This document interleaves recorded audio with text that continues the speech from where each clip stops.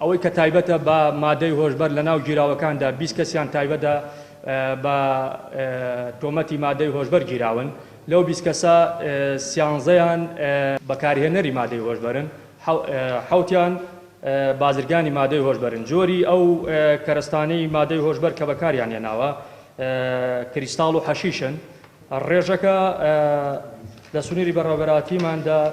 لە چاو ساڵی 2019دا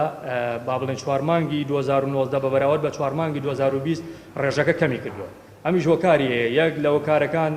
خۆتان نەزان ئێمە لە بارودۆخێکی نەخوازرا و ناموار داینەوەیش کەرەنتینەکردن بۆ هۆکاری بڵاوبوونەوەی ڤایرۆسی کۆرۆنای هەروەکو وتم لە هەر شوێنە جموزوڵ هەبێ لەو شوێنە ڕێژەی تاوان هەیە بە هۆکاری ئەم کەرەنتینەکردنە و نەچوونە دەرەوەی هاوڵاتیان